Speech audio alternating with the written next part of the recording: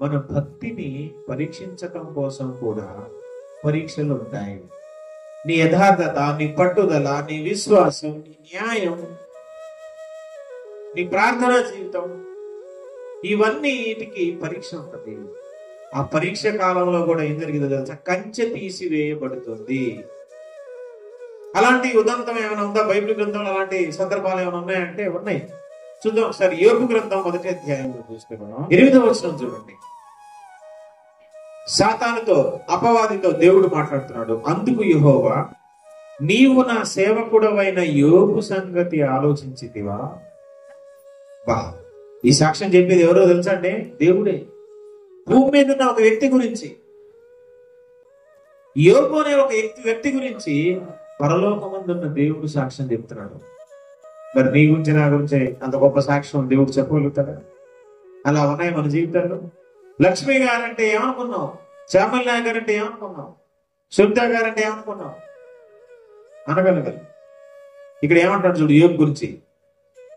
అసలు దేవుడు ఎంత వ్యవహారం మాట్లాడుతున్నాడు సరదాగా అపవాదితో, దయ్యంతో. ఆడేం అడగలేదు అసలు. కానీ ఈయనే కనిపించుకొని, అసలు నువ్వు భూమి మీద ఎటు నుంచి వచ్చావా నువ్వు అంటే, భూమి మీద అటు ఇటు తిరుగుతూ నేను వచ్చానని చెప్పాడు సైతాన్. భూమి మీద అటు ఇటు, ఓహో భూమి నుంచి వచ్చావా? భూమి అనగానే ఒక ఆయన గుర్తొచ్చాడు దేవుడు. ఎవరానా? యోబు. ఆహా, నువ్వు భూమి మీద నుంచి వచ్చావా? అయితే ఇట్రా ఒకసారి నీతో పని ఉంది. భూమి మీద నా కొడుకు ఒకడు ఉన్నాడు తెలుసా? భూమి మీద యోబు అనే వ్యక్తి ఉన్నాడు తెలుసా? నీకు ఎంత సరదాగా మాట్లాడుతున్నాడు చూడండి దేవుడు సంభాషణ ఎట్లా ఉందో. నా సేవకుడైన యోబు సంగతి ఆలోచించిదివా? అతడు యథార్థవంతుడును న్యాయవంతుడునై దేవుని యందు భయభక్తులు కలిగి చెడుతనము విసర్జించిన వాడు. భూమి మీద అతని వంటి వాడు ఎవడునూ లేడు. ముందు ఎన్ని చెప్పేస్తానంటే, అంటే ఎంత హృదయం ఆనందంతో పొంగిపోయి ఉంటుంది ఈ మాటలు దేవుడు యోబు గురించి చెప్తున్నప్పుడు. అడక్కముందే యోబు సంగతి నీకు తెలుసా అంటే సాతాను తెలిసి ఏమైంది యోబుకి అని అడిగిన తర్వాత ఏమైంది? అతను యథార్థవంతుడు, న్యాయవంతుడు, అటంటోడు ఎవడు లేడు తర్వాత చెప్పాలి. కానీ అది కూడా అడగలేదు సాతాను. యోబు సంగతి ఆలోచించావా అని చెప్పేసి మళ్ళీ ఇదే చెప్తున్నాడు. అతను యథార్థవంతుడును న్యాయవంతుడునై దేవుని యందు భయభక్తులు కలిగి చెడుతనము విసర్జించిన వాడట.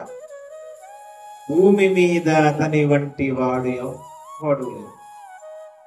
నీ గురించి, నా గురించి దేవుడు సాక్ష్యం చెప్తాడా? సాక్ష్యం చెప్పలేడు మన గురించి. అని నువ్వు నమ్ముతున్నావు, నేను నమ్ముతున్నానంటే మనలో ఎన్నో లోపాలు ఉన్నాయని అర్థం. మన బ్రతుకులు అలాగ లేవనే అర్థం.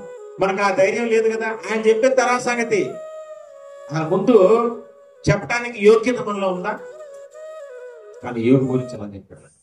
అలా చెప్పిన వెంటనే ఇప్పుడు అందుకున్నాడండి సాతాను. యోబు ఏమనుకుంటున్నావు? దేవుడు అన్నాడు, అతను లాంటి భూమి మీద ఎవడు లేడు తెలుసా? కాళ్ళని ఎగరేసుకొని చెప్పాడు దేవుడు. అక్కడ ఎవడు అనుకుంటున్నావు? నా సేవకుడు, నా బిడ్డ, నా కొడుకు ఆయన ఎలా వస్తుంది, నా కొడుకు అని. సినిమాలో ఎందుకు చూపిస్తుంటారు నా కొడుకు అని. ఇక్కడ కూడా దేవుడు యోబు ఎవడు అనుకుంటున్నావు? నా సేవకుడు. భూమి మీద అటువంటి వ్యక్తి ఎవ్వడు లేడని చెప్పగానే ఇప్పుడు ఇతను బయలుదేరాడు అనమాట. ఇతను స్టార్ట్ చేశాడు. ఏమంటాడు తెలుసా?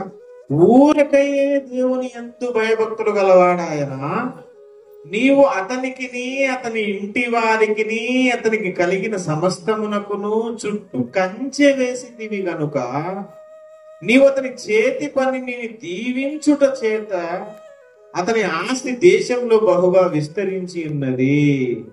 ఇది చాలే అయ్యా, యోబు నా దాసుడు, నా కొడుకు అని గొప్పలు చెప్తున్నావు కానీ యోబు ఏమైనా ఊరకనే నీ ఎందుకు భయం భక్తి కలిగి ఉన్నాడు అనుకుంటున్నావా? ఎట్లా చెప్తున్నాడు చూడండి. పుల్ల పెట్టడం అంటే ఇదే, సెట్టింగ్ స్టిక్. పుల్ల పెట్టడం అంటే ఇదే.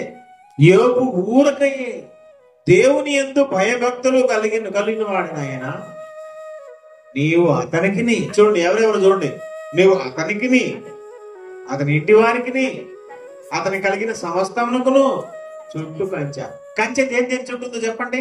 అతనికి, అతని ఇంటి వారికి, అతని ఆస్తి మొత్తం చుట్టూ కూడా కంచె ఉందంట. బా, ఎంత గొప్ప దేవుడు అండి మనం నమ్ముకున్న దేవుడు. కంచె ఇప్పుడు దాకా మన చుట్టే అనుకున్నాం. ఇప్పుడు ఈ లోకంలో ప్రభుత్వం ఇచ్చే కంచె, ప్రభుత్వం ఇచ్చే బాడీ గార్డు ఆ వ్యక్తి చుట్టూ ఉంటుందా, వాళ్ళ గేదెల చుట్టూ గొర్రెల చుట్టూ కూడా బాడీ గార్డులు, వాళ్ళ ఇంటి చుట్టూ బాడీ గార్డులు, వాళ్ళ పిల్లల చుట్టూ బాడీ గార్డు ఉండి ఇస్తారా? ఒక్క వ్యక్తికే బాడీ గార్డు. ప్రధానమంత్రి గారైనా, ముఖ్యమంత్రి గారైనా, మంత్రులైనా, పెద్ద పెద్ద అఫీషియల్స్ ఎవరైనా వాళ్ళ చుట్టే బాడీ గార్డు ఉంటారు తప్ప వాళ్ళ ఆస్తిపాస్తుల చుట్టూ, వాళ్ళ ఇంట్లో ఉన్న వాళ్ళ చుట్టూ ఉండదు. కానీ మనం నమ్ముకున్న దేవుడు ఎంత గొప్పవాడండి. నీవు భయభక్తులు గలవాడవైతే కంచె నీ చుట్టే కాదు, నీ కుటుంబంలో వాళ్ళందరి చుట్టూ దేవుని కంచె ఉంటది. నీకున్న ఆస్తిపాస్తుల చుట్టూ కూడా దేవుని కంచె ఉంటది. ఆ కంచె ఉంటే మాత్రమే కాదు, ఇంకా చెప్తున్నాడు, అతనికి కలిగిన సమస్తము చుట్టూ కంచె వేస్తేవి కదా, నీవు అతని చేతి పనిని దీవించుట చేత. ఇంతకీ ఇవన్నీ సైతాన్ గాడికి ఎట్లా తెలుసు? అసలు వాడికి తెలియదేముంది అంటే దేని చుట్టూ కంచె ఉందో వాడు కనిపెట్టాడనమాట. దేని చుట్టూ కంచె లేదో ఎతికాడనమాట. అవునా కదా? ఇప్పుడు ఎతికితేనే కదండి కంచె ఉందని తెలిసేది. సైతాన్ వాడు ముందు ఏం చేసేటాడు అంటే యోగుని అటాక్ చేద్దామని వచ్చి ఉంటాడు. యోగు చుట్టూ బాడీ గార్డ్ కంచె కనపడి వర్కౌట్ అవుతుంది అనుకోండి. సరే ఈయన బెడ్ల దగ్గరికి వెళ్దాం అనుకోండి, బెడ్ల దగ్గరికి వెళ్తే ఆ చుట్టూ కూడా కంచె కనపడి, వామో దీని చుట్టూ కూడా ఉంది కనుక. సరే ఆస్తిపాస్తులు, ఆయనకు గాడిదలు, గుర్రాలు, ఇవన్నీ చాలా గొర్రెలు చాలా ఉన్నాయి కదా, ఆయనకి ఆస్తిపరుడు కదా యోగు. ఈ ఆస్తి మొత్తాన్ని ధ్వంసం చేద్దాం, నాశనం చేద్దామని సాతాను పూనుకొని దాని చుట్టూ అటాక్ చేద్దామని వచ్చి దాని చుట్టూ కూడా కంచె ఉంది. అన్నిటి చుట్టూ దేవుడు కంచె పెట్టేశాడు. చేతి పనిని, ఆయన చేసే ప్రతి పనిని ఆయన దీవించాడట. అందుకే ఆయన ఆస్తి పెరిగిందంట. అందుకే ఆయన ఊరకనే అనుకున్నావా, నువ్వు చుట్టూ అందరి చుట్టూ కంచేసేవాడు. ఆయన చేసే ప్రతి పనిని నువ్వు దీవిస్తున్నావు. ఆయన మరి ఇంత మేలు చేస్తున్నప్పుడు ఎవడైనా మరి భయం భక్తి కలిగి లేకుండా ఎట్లా ఉంటాడు? నువ్వు ఇన్ని మేలు చేస్తున్నప్పుడు అతని చుట్టూ కంచె వేశావు, అతని కుటుంబం చుట్టూ కంచె వేశావు, అతని ఆస్తిపాస్తుల చుట్టూ కంచె వేశావు, అతని చేతి పనిని దీవిస్తున్నావు. ఇంకేం కావాలి ఆయనకి? ఇన్ని మేలు చేస్తున్నప్పుడు మరి నీ ఎందుకు భయం భక్తులు కలిగి నటించకపోతే ఏం చేస్తున్నావు అని పుల్ల పెడుతున్నాడు అనమాట. ఈ లోకంలో పుల్ల పెట్టేది కూడా అట్లాగే పెట్టరు కదా. పక్కింటి వాళ్ళు పెట్టేటప్పుడు పుల్ల పెట్టడం చాలా తెలివిగా పెడతారు. అవునులే అమ్మా, నీకు ఇట్లా చేస్తున్నాను కానీ నీకు తెలియని సంగతి ఇంకోటి ఉంది తెలుసా? నన్ను బాగా చూసుకుంటాను, మా తోటి కోడలు, మా అత్త మామలు అందరు, మా ఆయన, మా ఇంట్లో అందరు నన్ను కొన్న బిడ్డలాగా చూసుకుంటున్నారని విన్నా అనుకో, ఆ ఊరికి చూస్తున్నారు ఏంటి, నీ ఆస్తి అంతే నీదే, నిన్ను సరిగ్గా చూడబోతు నువ్వు వెళ్ళగొట్టేస్తామనే భయంతో అక్కడ చూస్తున్నాను పుల్ల పెట్టేవాళ్ళు ఇట్లా మాట. ఇక్కడ కూడా ఊరకనే భయం భక్తులు కలిగి ఉన్నాను అనుకుంటా, ఏంటి నువ్వు ఇంత మేలు చేస్తున్నావు కాబట్టి నీ ఎందుకు భయం భక్తులు ఉన్నట్టు నటిస్తున్నాడు అనగానే దేవుడు ఏం చేశాడు తెలుసా? 11వ వచనం, అయినను నీవు ఇప్పుడు నీ చెయ్యి చాపి అతనికి కలిగిన సమస్తమును మొత్తిన ఎడల అతడు నీ ముఖం ఎదుటనే దూషించి నిన్ను విడిచిపోవును. అవి చెప్పటం కూడా చెప్పండి. సరే నిన్ను విడిచిపెట్టేస్తాడే అని అనొచ్చుగా, నీ ముఖం ఎదుటే, నీ ముఖం మీదే చెప్పేసి వెళ్ళిపోతాడంట. ఇవి పుల్ల పెట్టడం అసలు ఏ స్థాయిలో పెడుతున్నాడో చూడండి. ఈ మాట్లాడేది దేవుడితోనే.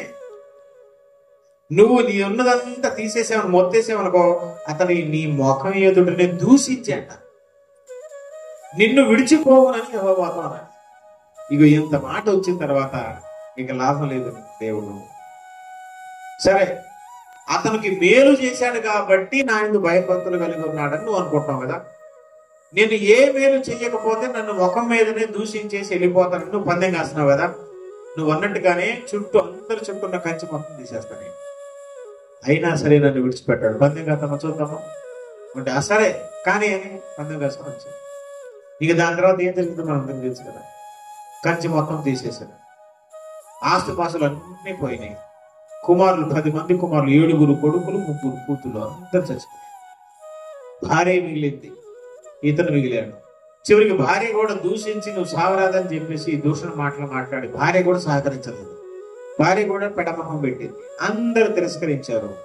దానికి తోడు ఇంకా అతనికి భయంకరమైనటువంటి కురుపుల వ్యాధి వచ్చి, గొంపునే దురద వ్యాధి వచ్చి, పుండు మొత్తం రక్తం కారుతా ఉంటే ఆ పుండు మీద మళ్ళీ పుండు మళ్ళీ దురద పెట్టడం. పుండు దురద పెడితే ఎట్లా ఉంటుంది? నేను ఎట్లా పోకాలి చెప్పండి? అసలే పుండు అది దురద పెట్టి దానికి దురద పెడుతుంది.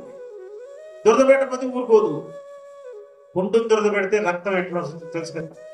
ఒక చోట రెండు చోట్లుగా దేహం అంతా అదే చిల్ల పెంకు తీసుకొని చెత్త కుప్పలో కూర్చొని భయంకరమైన పరిస్థితి. అయినా సరే ఎప్పుడు కూడా దేవుణ్ణి దూషించడం కానీ, దేవుణ్ణి అవమానించటం కానీ, దేవుని మీద సణుక్కోవటం కానీ, భక్తిని విడిచిపెట్టడం కానీ, న్యాయాన్ని విడిచిపెట్టడం కానీ, యథార్థతను విడిచిపెట్టడం కానీ జరగనే జరగదు. దేవుడు గెలిచాడా? దేవుడిని గెలిపించాడా? యోబు గెలిపించాడు. శబాష్ బేట.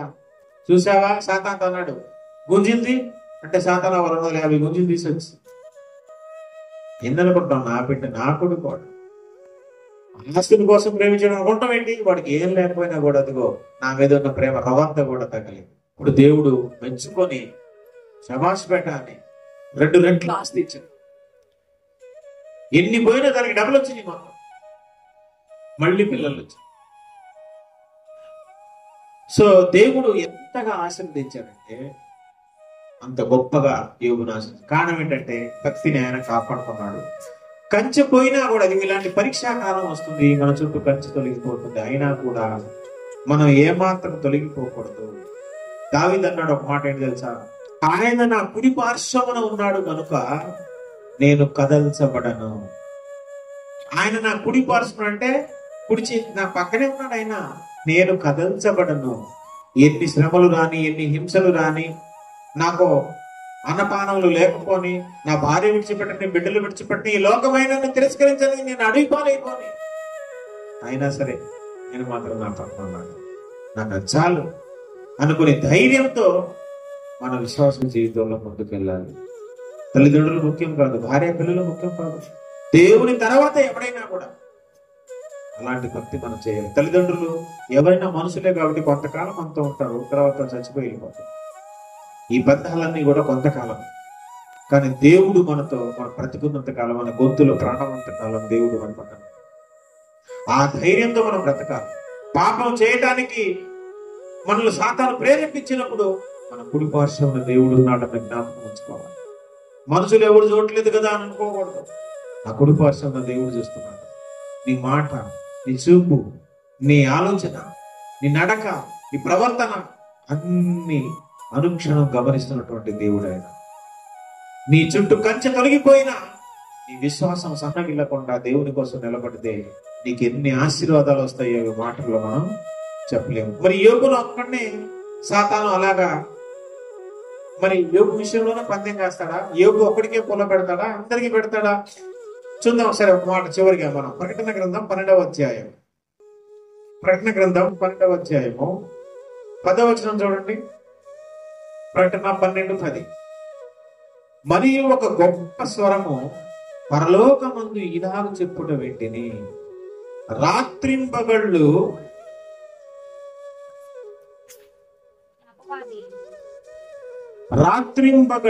మన దేవుని ఎదుట మన సహోదరుల మీద నేరము మోపువాడైన అపవాది. వీడు నేరాలు మోపటం అంటే ఫిర్యాదులు చేయటం, కంప్లైంట్ చేయటం, పుల్ల పెట్టడం. వీడు పగలే పెడతారా, రాత్రి కూడా పుల్ల పెడతారా? రాత్రింబగళ్ళు. వాడికి రాత్రి లేదు, పగలు. ఈడ మనం పడుకున్నాం అనుకో, అమెరికా వాళ్ళు వేస్తారు, ఆడికి వెళ్ళిపోతాడు. ఇప్పుడు సాయంత్రానికి ఆమె పడుకుంటారు కదా, ఇప్పుడు ఎవరు లేస్తారు? మన దగ్గరికి వస్తారు. పడుకున్నాడు ఏం శోధిస్తున్నాడు, వాడి చేత ఏం పాపం చేయించలేడు కదా, స్పృహ లేకుండా అయిపోదు కదా, పడుకున్నవాడితో 12 వాడు. కానీ నైట్ డ్యూటీ చేస్తున్నాడు కూడా ఉంటారు, పగలు రాత్రి పని చేసేవాడు కూడా ఉంటారు. వాళ్ళ దగ్గర కొంతమంది సైన్యం ఉంటుంది, వాడికి పెద్ద సైన్యం కదా అది. మిగతా వాళ్ళు ఎక్కడ తీసారు అక్కడికి వెళ్ళిపోతారు ఆ దేశానికి. జుమ్ము వాళ్ళకేం బైక్ అవసరం లేదు, ట్రైన్ అవసరం లేదు, ఫ్లైట్ అవసరం లేదు, ఆత్మలు కాబట్టి జుమ్ముని వెళ్ళిపోతాయి. రాత్రి మగళ్ళు మన సహోదరుల మీద దేవుని ఎదుట నేరం మోపువాడే అపవాది. మన సహోదరులందరి మీద నేరం. లక్ష్మి గారి గురించి కూడా ఫిర్యాదులు చాలా వెళ్ళిపోయి ఉంటాయి ఇప్పటికి. నా గురించి కూడా చాలా వెళ్ళిపోయి ఉంటాయి. ఎల్లవా మనందరి మీద కంప్లైంట్లు ఎక్కడో వెళ్ళిపోయినాయి. మనం 7 అప్లికేషన్ పట్టుకొని ఎంఆర్ఓ ఆఫీస్ తిరుగుతున్నాం, కానీ వాడి అప్లికేషన్ పట్టుకొని ఆడ తిరుగుతున్నాం. వాడి అప్లికేషన్ మన మీదే. ఈయన పేరు ఎప్పుడు వస్తుంది ప్రభా లిస్ట్ లో? వీటి సంగతి చూడు, సరిగ్గా చర్చికి రాట్లా, ప్రార్థన చేయట్లా, దేవుని కోసం సరిగ్గా కానుక ఇవ్వట్లా, ఏంటి ప్రార్థన పెట్టించుకోవట్లా, ఎవరి కోసం ప్రార్థన చేయట్లా, చేసిన స్వార్థమైన ప్రార్థన ఎప్పుడు నా బిడ్డను బాగు చేయి, నా అల్లుడిని బాగు చేయి, నన్ను బాగు చేయి, మా అమ్మని బాగు చేయి, నా ఇంటిని బాగు చేయి, మొత్తం నాదే తప్ప పక్కటోళ్ళ గురించి అసలు ఆలోచించదు. సంఘంలో ఉన్న వ్యక్తుల గురించి ప్రార్థన చేయదు. ఇగో ఈ సంగతి ఏందో చూడు ఒకసారి కంప్లైంట్, ఇగో ఈ అప్లికేషన్ తీసుకో, ఆటలు లిస్టులో పెడతాడు. కాబట్టి మన మీద ఫిర్యాదులు, మన మీద కంప్లైంట్, నేరములు మోపుతూనే ఉంటాడు వాడు. కాబట్టి మనం కంచె కూడా తీసివేయబడేటప్పుడు, కంచె తీసివేయబడినప్పుడు మనం కంగారు పడాల్సిన పని లేదు. భక్తిని కాపాడుకోవాలి, భక్తిలో మనం నిలబడాలి, కదలకుండా స్థిరంగా పునాదిని, బండ మీద కట్టబడినటువంటి పునాది వలె మన ఇల్లు ఉండాలి. ఇసుక మీద పునాది వేసుకుంటే వాన వచ్చి వరద వచ్చినప్పుడు ఇసుక నేల కాబట్టి కుప్పకూలిపోయి కొట్టుకొని వెళ్ళిపోద్ది. కానీ బండ మీద కట్టబడిన ఇల్లు పిల్లగాలి కాదు, పెనుగాలి వచ్చినా కూడా, హోరుగాలి వచ్చినా కూడా, జలప్రళయం వచ్చినా కూడా బండ మీద కట్టబడిన ఇల్లు పునాది ఉంది కాబట్టి అది ఎప్పటికీ కదలదు. కాబట్టి ఈ పిల్లగాలులు, తుఫాన్లు, వరదలు లాంటి శ్రమలు, కష్టాలు, బాధలు ఎన్నొచ్చినా అవన్నీ మనల్ని తాకి వెళ్ళిపోయిందే తప్ప మనల్ని కొంచెం కూడా షేక్ చేయదు. ఎందుకంటే క్రీస్తు అనే బండ మీద పునాది వేయబడినటువంటి, కట్టబడినటువంటి జీవితాలుగా మనం ఉండాలి. కాబట్టి దేవుని ప్రొటెక్షన్ మనకు ఎప్పుడు ఉంటుంది. ఒకవేళ దేవుని ప్రొటెక్షన్ మన నుంచి తీసేయబడితే కంచె తీసేసే పరీక్షా కాలం కూడా వస్తుంది. కానీ మనం కంగారు పడకుండా ఇంకా ప్రార్థనలో గడిపి మనం దేవుణ్ణి గెలిపిస్తే ఏగులాగా అప్పుడు రెండంతల ఆశీర్వాదం మనకు ఒక బలం వస్తుంది. దేవుడి మాట మన ఇంట్లో దీవించి ఆశీర్వదించుగాక. ఆమేన్.